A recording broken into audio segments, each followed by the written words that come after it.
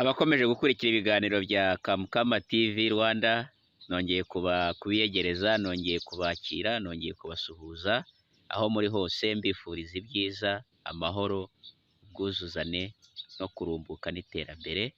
Ibyo byose ni ibyifuzo byanjye kuri mwebwe abankurikirana umunsi ku munsi, mwebwe abakoze subscribe, nawe ugiye gukora subscribe. Uyu munsi Kamukama kuri Kamukama TV Rwanda akuzaniye iki? Akuzaniye nanone ikiganiro cyiza, akuzaniye igitekerezo cye kugira ngo muganire kandi mugire ibyo mwunguranaho. Ikiganiro mbazaniye uyu munsi, mbazaniye ikiganiro nanone cyiza cyane. Uyu munsi ndaganira n'abagore, abamama bubatse, abafite abagore, abafite abagabo, navugaga abagore bafite abagabo. Turaganira kuki? Turaganira ku bintu bitandatu umugore ashobora gukora akisenyera. Turaba tuganira ku bintu bitandatu umugore ashobora gukora akisenyera atabizi. Bagore mwigire hino tuganire.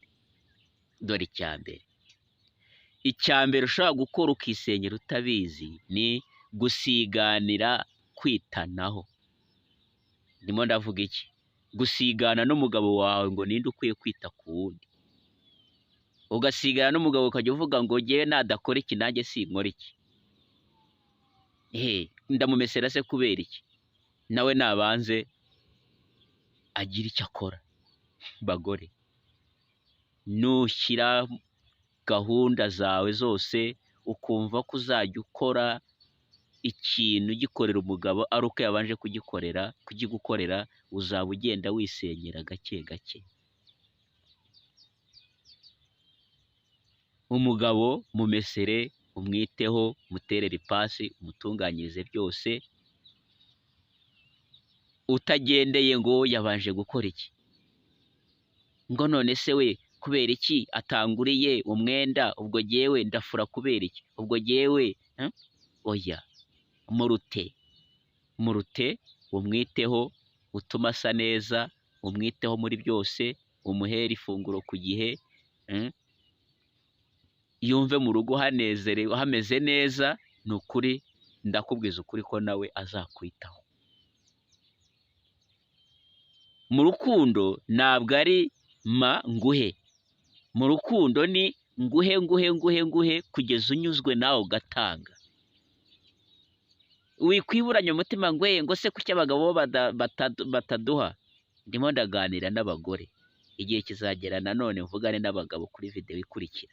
Ariko we mugore, ndakugira inama, hereza umugabo ibishoboka byose ushoboye, mwiteho uko bishoboka kose, nawe azanyurwa. Namara kunyurwa azirekura guhe byose, azirekura guha urukundo, azirekura areke kujya gushakira ibyishimo hanze. Ngo wowe ushaka kuzamuhima, ukanga gukora isuku mu cyumba, ukanga gutuma mu cyumba hasa neza. Hanze hari za maraya ziteguye kugutwarira umugabo, zimwereka uko icyumba gisaswa, zimwereka uko akwiye kumeserwa, agatererwa ipasi, agasa neza. Ndakwinginze, kora ibishoboka byose utume umugabo wawe anyurwa. Reka kuvuga ngo nami iki nanjye ndakora iki. Oya. Mugore, icya kabiri ukwiye kumenya, kwirinda kuvuga umugabo wawe ibibi. Nacyo ni ikindi ushobora kujya ukora kikagusenyera. Kuvuga umugabo wawe ibibi mu bandi. Waba uteranye mu bandi bagore, ukumva baratangiye, nawe ugiye uvuza umugabo wawe. Ikintu gitangaje ni uko abo ubwira umugabo wawe, abo ngabo ubwira umugabo wawe, nabo abagabo babo ntabwo ari beza. Nta nubwo bazakubwira ibibi by'abagabo babo, bo bazaceceka, ahubwo bagende bongeraho ibindi. Ejo umugabo wawe nabyumva hanze, kuko bazabimubwira, usanga urisenyeye. Rinda umugabo wawe, protect your husband. Rinda umugabo wawe mu mafuti yose, murinde. Wigenda umutaranga, wigenda umuvuga mu bandi. abantu bose rega ntabwo ari perfect, ntabwo abantu bose ari beza, nta n'uwaba mwiza wese, mwiza ni Yesu, mwiza ni Imana. Mu bantu buri muntu wese agiramo uruhande rubi n'urwiza. Rero wigenda uvuga uruhande rubi rw'umugabo wawe ngo urubwire abandi, abandi nabo bazaguseka, bazavuga bati uzisanga rero amubwira, babona akuvuze ku mugabo wawe ni gato, ahubwo wagize amahirwe. Bavuge bati ahubwo reka dutangire tume hiyongeraho n'ibindi nawe ababare nkatwe. Ushaka kuzagenda uvuga ngo mana ngo umugabo wanjye se yagorobereza mu rugo ngo iteka aza saa yine. Bakureba baguseke, umwe avuga ati nibe nawe wawe aza saa yine, uwanjye ashobora kuba arara na kabiri, ariko ntabwo abivuze.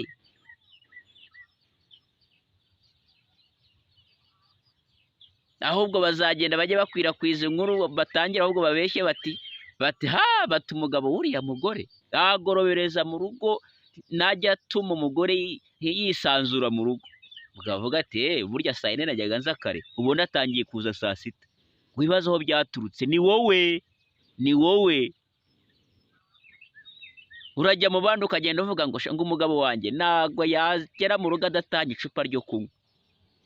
Abandi mu mutima mu mipfunsi baseke bati nibe nawe nibura arazigura akazitahana, abacu bararayo. Ikintu bazakora kugira ngo bagusenyere, bagenda bavuga bati bati umugore araguseka ngo utinya kunywera mu kabari ugendana inzoga. Ejo nutangira kubona ubona umugabo atangiye kunywera mu kabari, aje saa 3, aje saa 4, wibaze ni wewe wabiteye.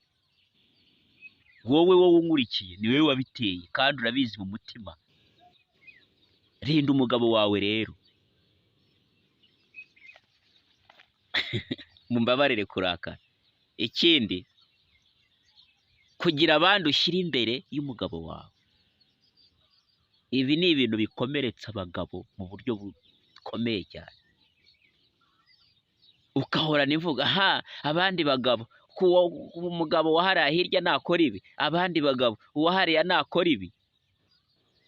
None se uragira ngo agushake ube umugore wa kabiri? Iryo kosa abagore mukora ryo guhora mugereranya abagabo banyu n'abandi, muryirinde.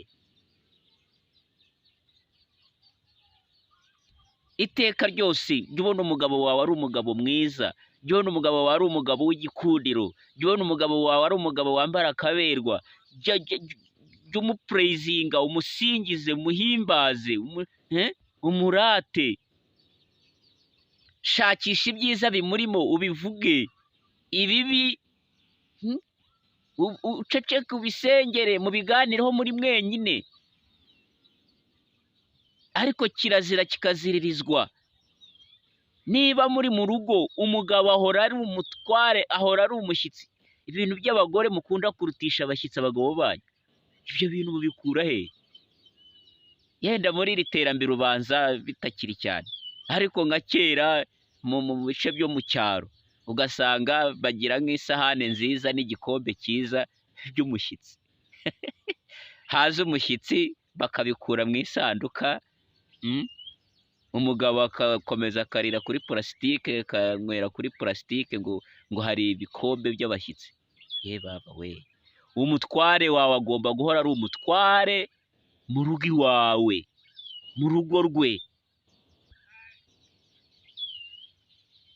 Umugabo yarakwingize ngo akunda koga amazi ashyushye, byarakunaniye, ariko haba haje undi mugabo w'umushyitsi aho ngaho ku mpamvu nazi, sinzi sano n'ibindi, akabona washyuhije amazi, akibaza uyu mugore.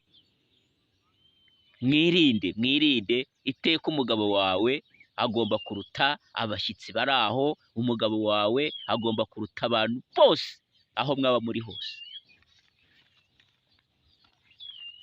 Ego dukomeze, urakoze kunyemerera. Ikindi abagore bajya bakora gishobora kubasenyera gake gake, kumva ko uhora uri mukuri. Umugore uhora yumva ari mukuri, igihe cyose batagize icyo bumvikanaho umugore akumva ko ari mukuri, ibyo bintu bishobora kuzagusenyera. Wa mugore we, kwemera icyaha no gusaba imbabazi ntibituma utaba umugore w'igikundiro, ntibituma utaba umugore wiyubashye, ntibituma utaba umugore nyina w'abana kandi umubyeyi. Kuki muhora mushaka ko abagabo ari twe dusaba imbabazi? Oya, ntabwo bikwiriye. Niba wakosheje byakire, vuga uti mbabarira, nakosheje, sinabiri mbigambire, sinabishakaga, ariko mbabarira. Kuki iteka muhora mushaka amakosa ko yashyira ku bagabo? Mwirakara ngo muvuge ngo ariko kuki uvuga abagore gusa? Abagabo nabo nzabageraho. Uyu munsi ndaganira n'abagore. Niba hari ikintu kitagenze neza mu rugo, ukaba ubizi mu mutima wawe ko wabigizemo uruhare, ukaba ubizi mu mutima wawe ko ari wowe uri mu ikosa, vuga uti my dear, mbabarira, nabikoze nabishaka, byangendekeye gutya na gutya, ariko mbabarira. I promise you, ndagusezeranya ntabwo bizongera. Uzakomeza uba umugore mwiza kandi umugabo azakwishimira mu buryo ubwo ari bwo bwose. Ikindi kintu abagore bajya bakora kikaba cyabasenyera ni ikihe? Ni ugukora imibonano mpuzabitsina nk'impamvu yo gusaba icyo wifuza. Please. Umugabo akagaragaza ubushake bwo kubaka urugo, bwo gutera akabariro, warangiza ukaba umuzaniye impamvu. Ntako sheri, mama ararwaye, yari akeneye amafaranga. Yego, tubikore hanyuma umpe amafaranga. Tubikore hanyuma ungurire umwenda. Tubikore hanyuma unsohokane ahantu. Tubikore hanyuma dukore iki? Urimo urisenyera. Imibonano mpuzabitsina ni inshingano z'umugore, ni inshingano z'umugabo, ntabwo ari ubufasha, ntabwo ari impuhwe. It's a duty, it's your responsibility. Ubundi kera twadifayiningaga marriage tukavuga ngo marriage is a union of a boy and a girl to become a husband and wife. N'uyu munsi that is the real definition. Ariko nanone mu mibanire neza baravuga ngo marriage is where sex is no longer a pleasure but a responsibility. Aho imibonano biba bitakiri umunezero ahubwo ari inshingano. Niyo mpamvu mushobora gutongana mugatongana, mwamara gutongana umwe muri mwe atari ko ndumva ngushaka, nta kundi kwishakamo ibyishimo kugira ngo ukore inshingano zawe. Please rero bagore, mukore imibonano mpuzabitsina nk'impamvu z'ibyo mwifuza ku mugabo, murakora amakosa akomeye cyane. Imibonano mpuzabitsina ku bubatse ni inshingano, ntabwo ari ubufasha, ntabwo ari impuhwe, ntabwo ari imbabazi. Indi mpamvu ya gatandatu, ariyo nayo ya nyuma, guhora wibutsa umugabo wawe ibyahise. Abagore no kwibutsa ibyahise, ni ukuvuga ngo niba mwatonganye ikintu kikarangira, reka kirangire, kikure mu bwonko. Ntacyo niba kitabasha no kuva mu bwonko, gikure ku rurimi, kuko byo birashoboka. Mu bwonko yenda byagorana, ariko gikure ku rurimi byo birashoboka. Byo birashoboka kugikura ku rurimi. Nakora irindi kosa muhere kuri iryo. Wivuga kandi ejo bundi, umwaka ushize warambwiye, ukwezi gushize urabigera, icyumweru gishize urongera. Abaye umugore w'uru rurimi w'intonganya zitarangira. Mwirinde kwisenyera abagore. Twaganiraga ku bintu bitandatu bishobora gutuma umugore yisenyera atabizi. Icya mbere, gusiganira, kwitanaho, ugahora wasigana ngo ntiwakwita ku mugabo kubera ko nawe afite ibyo atakoze. Kuvuga umugabo wawe ibibi mu bandi, mubyirinde. Kugira abandi ushyira imbere y'umugabo wawe ni amahano. Kumva ko uri mukuri, mubyirinde. Gukoresha imibonano mpuzabitsina nk'impamvu yo gusaba ibyo wifuza, ibyo ni amafuti, ni amahano. No guhora wibutsa umugabo wawe ibyahise, cyane cyane ibibi. Murakoze. Yari Kamukama kuri Kamukama TV Rwanda. Subscribe, comments, share are highly needed and appreciated. Thank you. Love you so much.